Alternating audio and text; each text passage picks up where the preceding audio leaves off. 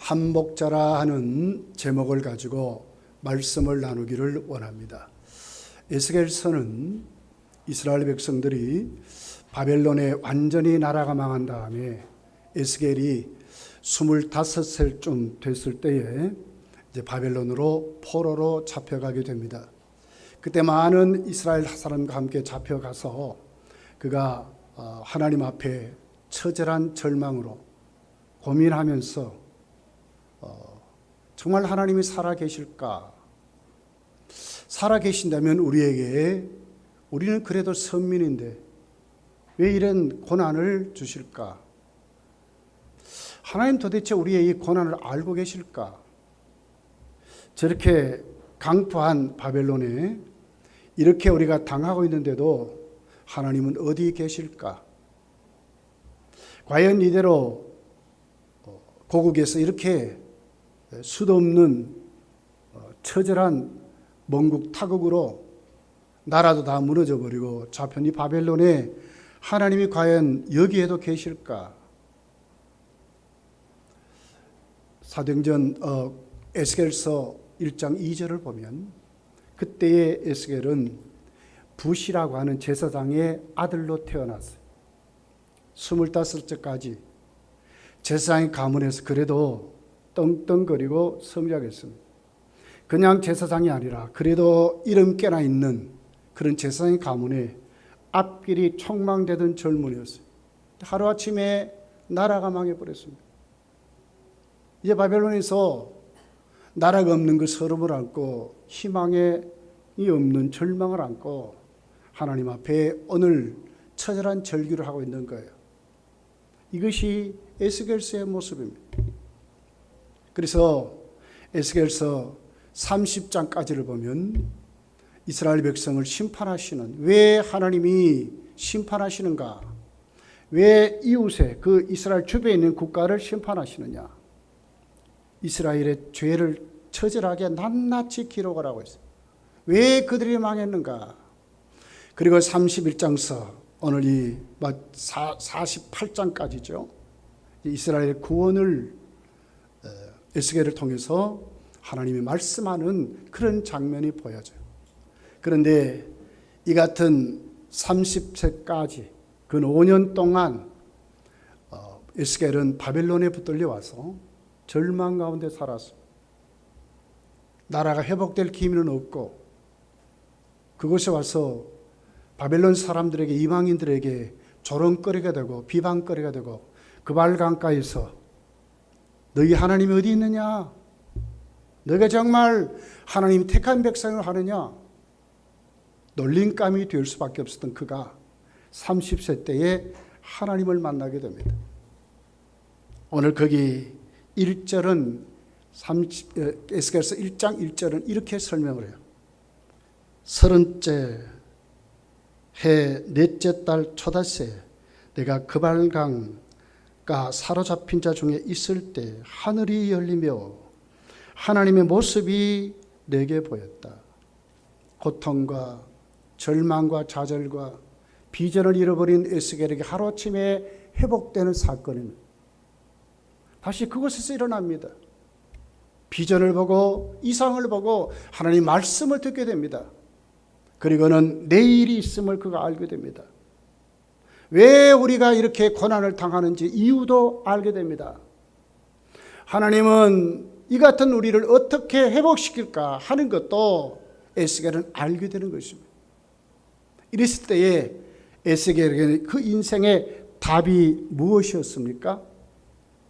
바벨론에서 잘 지혜를 발휘하고 열심으로 아주 좋은 처세술로 바벨론 사람을 사귀고 그들의 문화를 가지고 그렇게 사는 것이 답이었습니까? 그것이 답이 아니었어요. 에스겔에게 다시 한 번 더 일어설 수 있고 정말 세상과 바꿀 수 없는 참된 비전, 꿈, 계획이 앞으로 미래가 보이는 힘은 하나님이셨어요. 하나님을 만났을 때, 하나님의 음성을 들었을 때, 하나님의 이상을 봤을 때 오늘 에스겔의 모든 삶이 회복되는 것으로 기록을 하고 있는 겁니다. 하나님은 그런 이스라엘을 구원하려는 계획을 세웠어요. 또 그 백성을 인도하려는 하나님의 작정이 기록되고 진짜로 그 작정대로 하나님은 많은 지도자들을 세웠어요. 그런데 오늘 본문 1절서 10절에 보면 다 타락한 거짓 선지자, 거짓 지도자들이 되어버렸습니다. 왜 그들이 망했는가? 지도자들 머리부터 타락한 거짓 선지자, 거짓 지도자들이었다는 거예요. 왕도 그랬습니다. 제사장도 그랬습니다. 선지자도 그랬습니다. 결국 이스라엘 백성은 진짜 하나님의 말씀을 듣지 못하고 먹지를 못했어요. 선지자들은 그 백성을 돌보지 않았어요. 왕들은 백성의 피를 빨아먹는 억압과 그들 속에 군림하는 것으로 그렇게 나와 있어요. 하나님은 11절부터 21절 내용을 보면 직접 그들을 구원하시려고 하신 것을 봅니다. 하나님은 그들을 직접 찾아나시는 것으로 나와 있어요. 찾고 악착같이 건져서 그들을 양육하는 돌봄으로 그렇게 자세하게 기록을 해요. 그리고 그 방법으로 오늘 21절서 오늘 본문 31절까지 내용, 한 목자를 세우겠다. 진짜 목자를 세우겠다는 거예요. 진짜 그들의 지도자를 세우겠다는 거예요. 22절, 23절, 24절에 이렇게 기록을 합니다. 그러므로 내가 내 양떼를 구원하여 그들로 다시는 노략거리가 되지 아니하게 하고 양과 양 사이에 심판하리라. 내가 한 목자를 그들 위에 세워 먹이게 하리니 그는 내 종 다윗이라. 그가 그들을 먹이고 그들의 목자가 될지라. 나 여호와는 그들의 하나님이 되고 내 종 다윗은 그들 중에 왕이 되리라. 나라를 잃어버리고 희망과 소망을 잃어버린 그 백성에게 왜 그들이 바벨론에 끌려왔는지, 왜 지금 이 모양이 됐는지 하나님은 자세하게 가르쳐서 이제 하나님 직접 나서서 이제 그들을 찾고 건져서 고쳐서 하나님이 진짜 구원하고 돌봄으로 하나님이 역사하시는데 거기에 누구를 세운다고요? 한 목자를 세우겠다는, 한 목자를 세워서 그들을 먹이게 하신다는 거예요. 그리고는 그들 중에 왕이 되게 하소서. 그들을 참으로 바르게 치리할 것을 그렇게 말씀을 해요.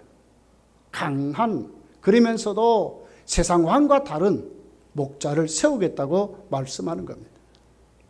이 목자를 오늘 성경은 이렇게 다윗에 이랬어요. 다윗을 여러분 이때가 언제입니까? 이미 다윗은 죽고 없어요. 이스라엘 나라는 망했습니다. 그런데 왜 다윗을 세웠다고 말합니까? 이것은 바로 신약 시대에 우리에게 오실 다윗의 후손으로 오실 메시아 예수 그리스도를 우리에게 말씀하는 겁니다. 하나님은 우리를 구원해서 절망과 또 희망을 잃어버리고 고통 속에 앞으로의 계획과 비전을 잃어버린 그들, 하나님은 그들을 구원하시는데 다시 그들을 자꾸 찾는데 그리고 그들을 다시 뜯어 고치는데 그리고 그들에게 새로운 비전을 주시는데 하나님은 누구를 세운다? 한 목자를 세우는데 그 목자는 세상 왕과 다른 정말 그들을 먹이고 정말 그들을 돌보는 정말 그들에게 복을 주소서 그들의 삶을 회복시키는 그런 목자로 세우시는데 그 목자가 신약에 오실 우리가 믿는 예수 그리스도라고 말씀하는 것입니다. 여러분 예수님 만났습니까? 그렇다면 여러분에게 무엇이 있어야 할까요? 오늘 우리가 있는 이 죄의 권세, 그 죄를 붙잡고 역사하는 악한 사단의 권세, 오늘 그 죄 때문에 우리에게 지금도 엄청나게 쏟아지는 하나님의 진노와 우리에게 있는 처절한 망함이 예수 이름으로 치료되어야 되는 것입니다. 이제는 물러가야 되는 것입니다. 왜냐하면 하나님은 그 한 목자 예수 그리스도를 통해서 우리를 회복시키고 우리를 돌보시고 우리를 축복하시기 때문에 그렇습니다. 요한복음 10장 11절에 예수님은 당신을 이렇게 소개합니다. 나는 선한 목자라. 선한 목자는 양들을 위해 목숨을 버리거니와 삭구는 목자가 아니요 양도 제 양이 아니라 이리가 오는 것을 보면 양을 버리고 달아나느니 이리가 양을 물어가고 또 해치느니라. 완전히 다른 양, 다른 왕입니다. 다른 목자입니다. 자기를 위해 사는 목자가 아니라 양들을 위해서 십자가에 죽는 목자로 죄의 권세를 예수의 이름으로 해결하는 그런 목자로 이 땅에 오시는 선한 목자라고 우리에게 말씀을 하고 있는 것입니다. 에스겔에 그에게 닥쳐진 이스라엘 백성에게 닥쳐진 그 상황을 무엇이 답이었다고요? 하나님이 답이었어요. 그 하나님은 바른 방법, 하나님의 유일한 방법을 제시하는데 한 목자를 통해서 하나님은 그들을 오늘 또 하나님의 거룩한 백성으로 회복시킬 것을 말씀하고 있는 말씀입니다. 그렇다면 오늘 여기에 나와 있는 한 목자를 다시 한번 살펴볼 필요가 있어요. 자, 23절에 한 목자 그랬어요. 이 유일성을 말하는 겁니다. 유일성. 여러 목자가 아니라 한 목자를 통해서만 하나님이 그들을 그렇게 하나님 백성으로 세운다 하는 유일성을 말하는 거예요. 성경은 인간이 타락한 그 후부터 하나님은 하나님의 아들 우리에게 오실 예수 그리스도를 소개하는데 창세기 3장 15절서부터 보면 여인의 후손 그렇게 말했어요. 아브라함에게 아브라함의 씨라고 말을 했어요. 거룩한 자손 다 단수로 말했어요. 단수. 한 분입니다. 한 분. 한 분 예수 그리스도를 통해서 하나님은 오늘 우리에게 하나님이 하나님 되심을 우리에게 하시겠다고 하는 말씀으로 그렇게 말씀하는 거예요. 그런데 오늘 본문에 나와 있는 1절부터 10절에 나와 있는 이 거짓 선지자들, 거짓 지도자들은 전부 복수로 나왔어요. 복수. 이것은 오늘 우리에게 뭘 얘기할까요? 진짜 예수님 만나지 못한 인생은 다 무엇을 두고 삽니까? 거짓 지도자를 숭배하고 산다는 거예요. 우리 속에 너무 많은 우상의 심리가 꽉 차 있는 것을 말씀하라. 여러분 지금 무엇을 의지하고 삽니까? 예수를 믿으면서도 여러분에게 희망을 주고 여러분에게 비전을 주고 여러분의 삶을 돌보고 여러분이 정말 안식처가 될 수 있는 것이 무엇입니까? 예수님이십니까? 아니면 아직도 여러분 심리 속에 여러분의 환경 속에 아직도 의지할 것이 예수님 이외에 다른 것이 많습니까? 우리 인간이 다 그래요. 많은 것을 두고 살려고 그래요. 그것이 내 인생을 책임지는 것 같이 착각하고 살 때가 너무 많다고 하는 것입니다.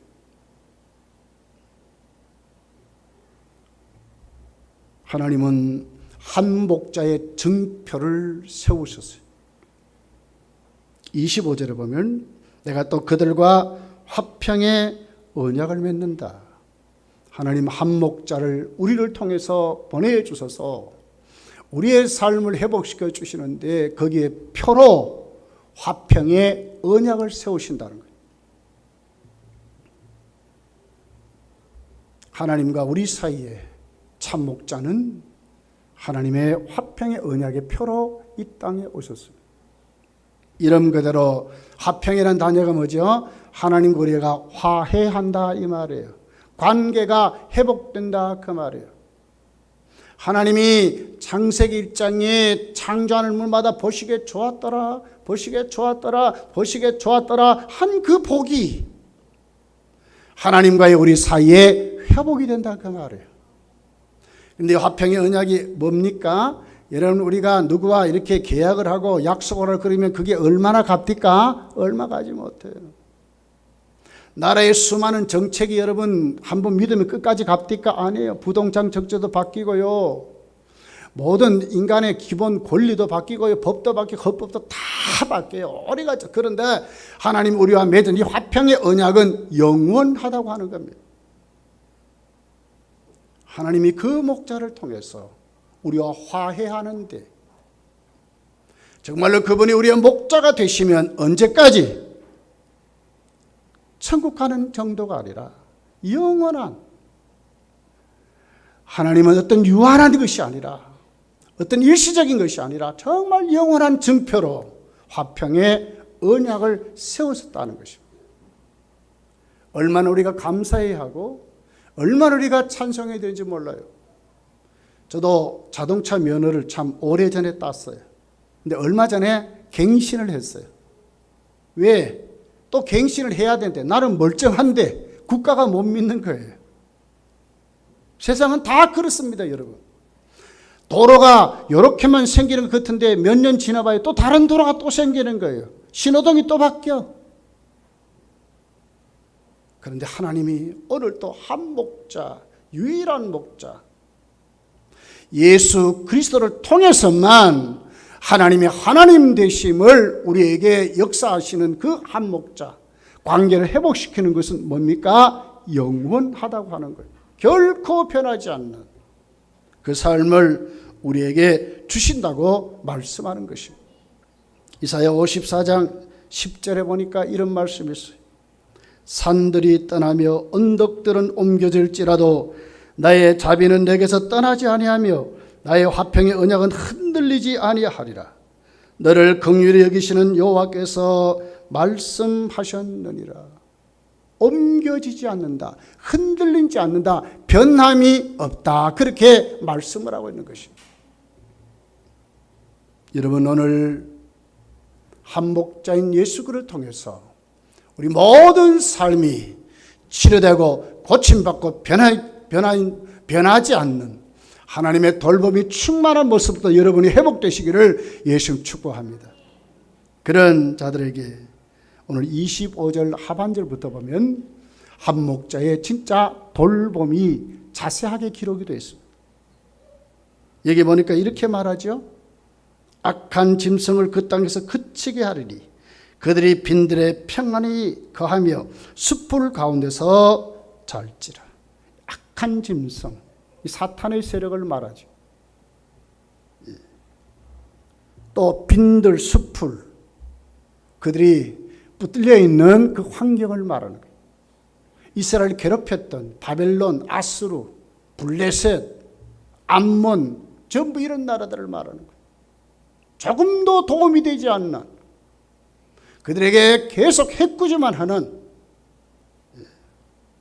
이런 것에서 하나님은 어떻게 한다고요? 평안히 거하게 하시고 그들에게 그 숯불 가운데 잘 쉴 수 있도록. 그러니까 무슨 얘기죠? 하나님이 오히려 그들에게 건져서 이제는 하나님이 잘 돌보시기 때문에 악한 짐승에게, 또 그들이 처한 그 어려운 환경에서 그들이 오히려 해꾸질을 당하지 않도록 하나님이 철저히 한 목자를 통해서 그들을 지키고 인도하고 보호할 것을 말씀하는 말씀입니다. 예레미야 26장 6절에 이런 말씀이 있어요. 내가 그 땅에 평화를 줄 것인즉 너희가 누울 때 너희를 두렵게 할 자가 없을 것이며 내가 사나운 짐승을 그 땅에서 제할 것이며 칼이 너희 땅에서 도로 행하지 아니할 것이라. 누가 돌보니까요? 한 목자가 예수님이 돌보기 때문에. 자, 예수님은 당신을 이렇게 소개했습니다. 신약 요한복음 10장 10절 하반절부터 보면 내가 온 것은 양으로 생명을 얻게 하고 더 풍성히 얻게 하려는 것이라. 나는 선한 목자라. 선한 목자는 양들을 위하여 목숨을 버린다. 그렇게 나와 있어요. 생명을 얻되 풍성히 얻도록 선한 목자 예수께서 우리를 돌보시다는 겁니다. 그리고는 어떻게 합니까? 양들이 정말 잘 지켜서 목숨을 버릴 정도로 철저히 예수님은 그들을 지키실 것을 말씀을 하는 그런 말씀으로 기록이 되어 있습니다. 자, 11절부터, 오늘 본문 11절부터입니다. 구체적인 돌봄이 기록이 되어 있습니다. 11절에 이렇게 말합니다. 나 주 여호와가 말하노라. 나 곧 내가 내 양들을 찾고 찾는다. 악자 끝까지. 어떻게 돌봅니까? 실족한 자리에서, 방황한 자리에서, 절방한 자리에서, 희망을 잃어버린 자리에서 악자같이 찾고 찾아서. 누가요? 예수께서 우리를 악착같이 찾는다. 12절에 보면 그 흩어진 모든 곳에 그것들을 건지리라. 악착같이 건진다. 거기에서 악착같이 건진다. 13절에서 14절을 보면 그 본토로 데리고 가서 이스라엘 산 위에 시냇가에 그 땅 모든 거주시에 먹이되, 어떻게 먹입니까? 좋은 꼴로 먹이고 거기서 살찐 꼴을 먹으리라. 영육간의 하나님 말씀으로 인생의 모든 삶이 정말 이러한 양식들로 풍성히 먹이시는, 누가요? 한 목자가 그렇게 돌본다고 말씀을 하는 것입니다. 16절에 이렇게 기록합니다. 상한 자를 내가 싸매어 주며 병들은 내가 강하게 하려네. 무슨 얘기죠? 상한 자, 병든 자를 반드시 고쳐서 모든 인생의 문제를 해결해 준다고 하시는 말씀입니다. 17절에 보면 진짜와 가짜를 잘 구분하고 갈라냅니다. 양과 염소를 잘 구별합니다. 내가 양과 양의 사이와 순양과 순년소의 사이에서 심판하노라 그랬어요. 우리는 몰라요. 누가 진짜 양인지, 누가 진짜 염소인지, 누가 천국민인지, 아니면 가짜로 그냥 믿는 척하다가 지옥 갈 사람인지 우리는 모릅니다. 그런데 한 목자 예수님은 잘 구별해서 반드시 찾아낸다는 거예요. 언제요? 우리 주님 재림하시면 반드시 구별이 될 것입니다. 마태복음 26장 46절에 이렇게 말씀합니다. 양은 오른편에 두어 창세로부터 예비된 영원한 나라를 상송할 것이며 염소는 왼편에 두어 창세로부터 예비된 영영한 불못에 들어가게 할 것이라고 그렇게 기록을 하고 있어요. 반드시 구분해서 믿은 대로 심은 대로 거두게 하시는, 절대로 실수 없는 그런 목자로 그렇게 우리를 돌본다고 말씀을 하고 있습니다. 여러분, 오늘 우리에게 오신 예수님은 양을 찾아서 먹이고 고치고 치료해 주시고 구별하여 천국 가는 그날까지 반드시 이끌고 가신다 하는 것이 하나님이 예수님을 본 목적이고, 예수님 오셔서 그렇게 우리를 돌보신다고 말씀을 하고 있는 것입니다. 누가복음 19장 10절에 이렇게 기록하고 있어요. 예수님이 오신 것은 잃어버린 자를 찾아 구원하게 하려 하심이라고 그랬어요. 잃어버리지 않는다 그 말이죠. 반드시 챙겨서 우리를 돌보고 어느 날까지, 천국 가는 그날까지 반드시 책임지시는 은혜를 우리에게 주신다고 말씀을 하고 있습니다. 한 목자는 우리에게서 뭘 하십니까? 돌보시고 그 다음에 우리에게 복을 준다고 말씀을 해요.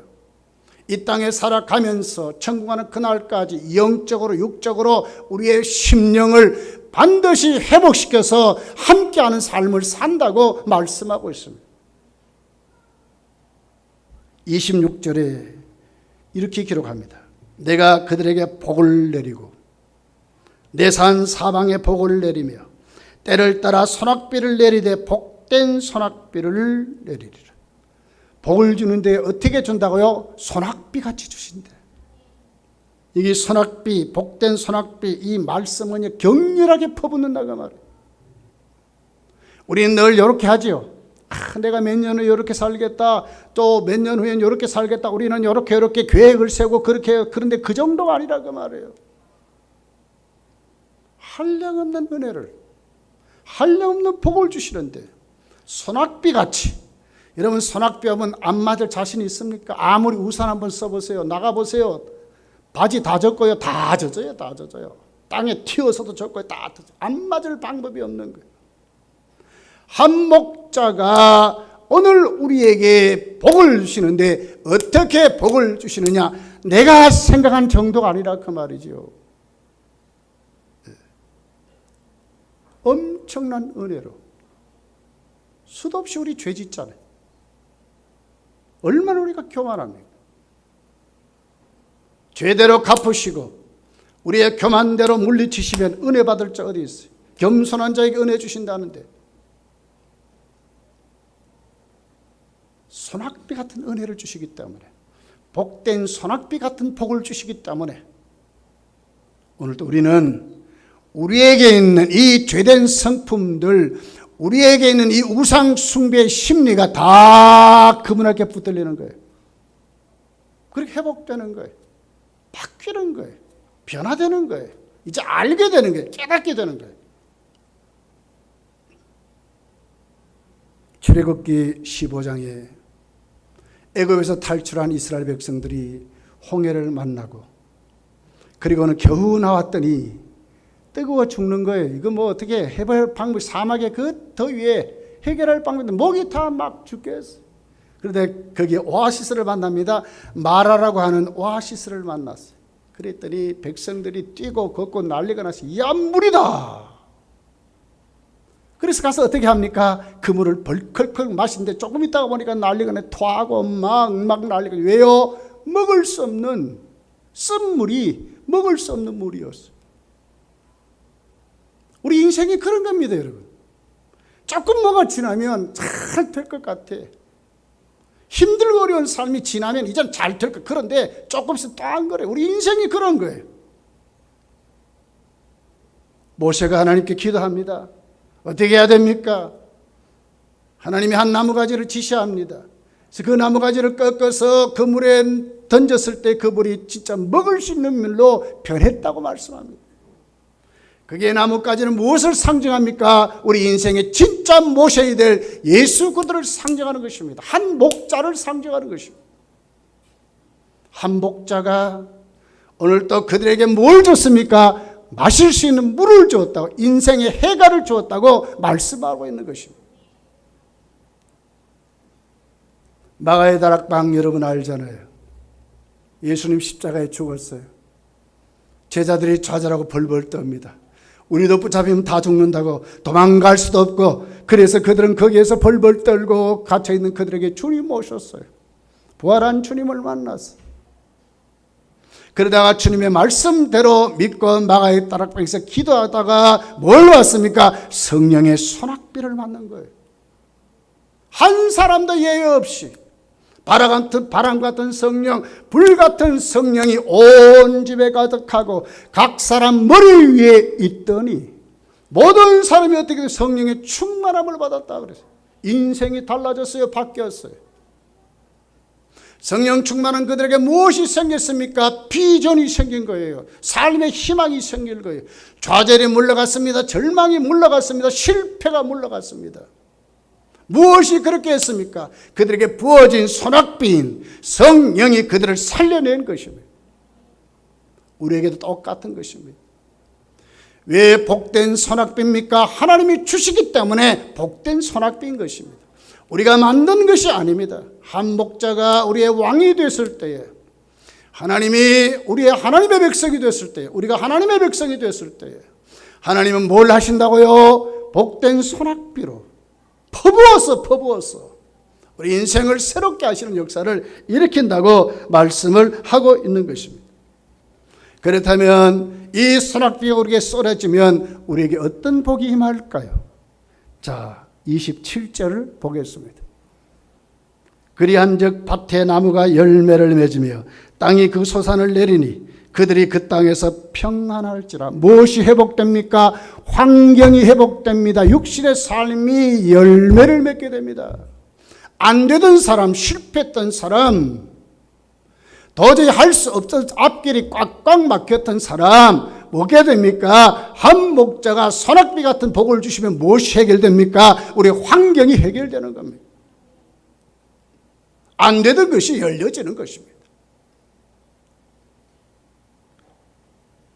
다 우리는 보기에는 그럴싸하잖아요. 그런데 실질적으로 우리의 삶에 엄청난 고민들이 없습니까? 늘 불안하고 염려, 근심이 여러분 따라다니지 않습니까?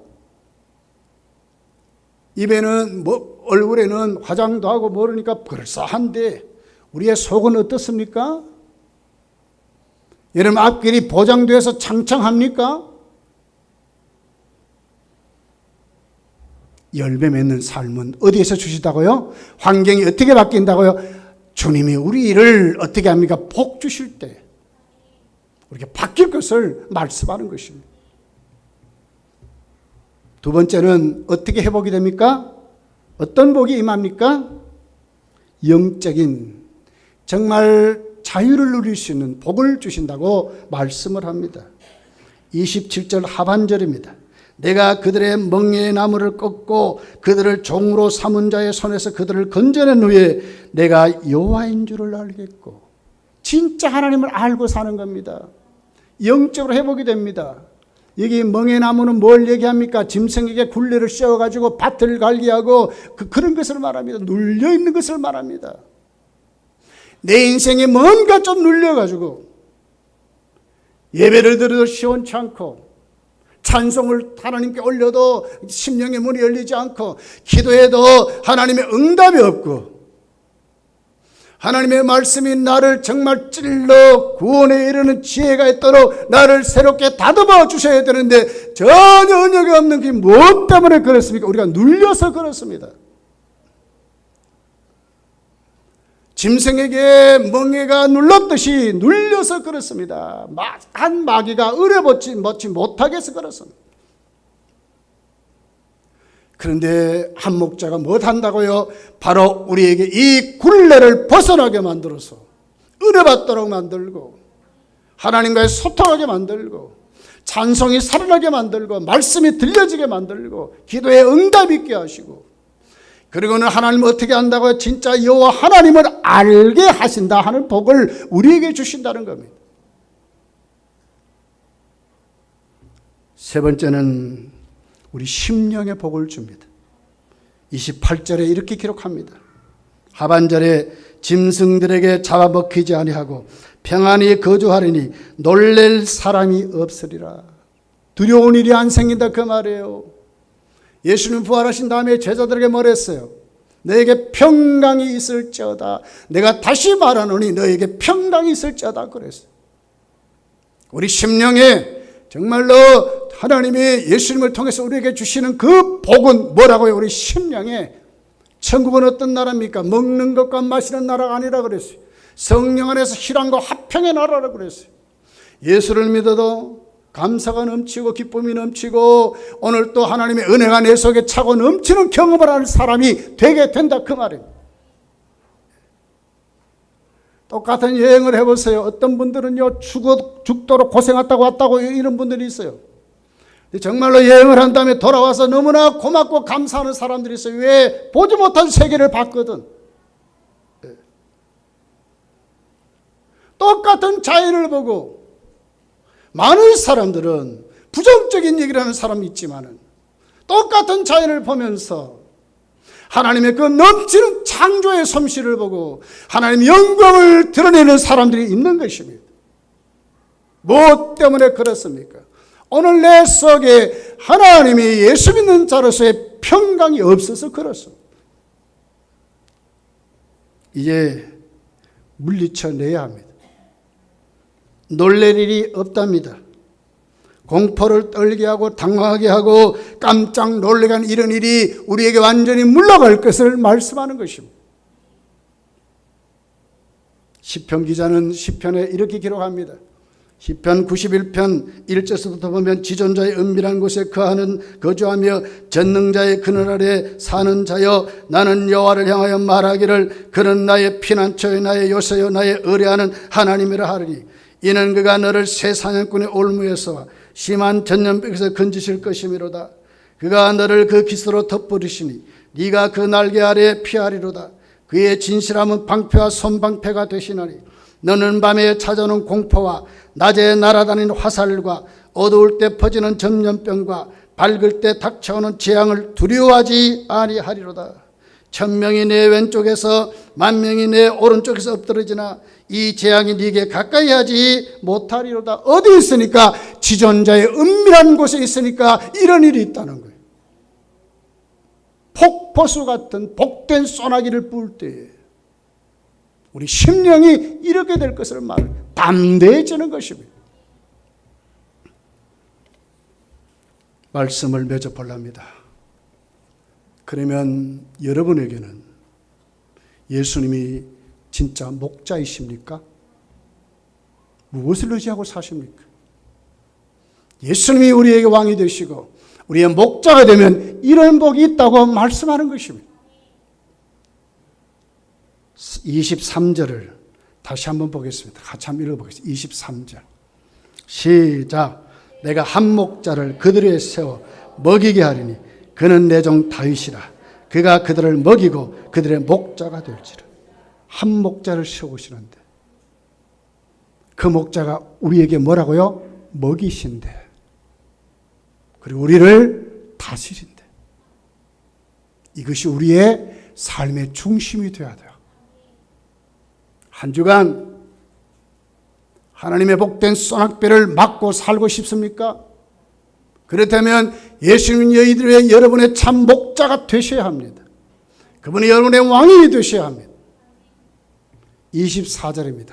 같이 한번 또 읽어보겠습니다. 24절 시작. 나 여호와는 그들의 하나님이 되고 내 종 다윗은 그들 중에 왕이 되리라. 나 여호와의 말. 그렇습니다.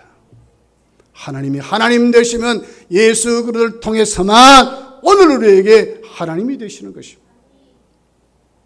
여러분의 주인은 예수 그리스도이십니다.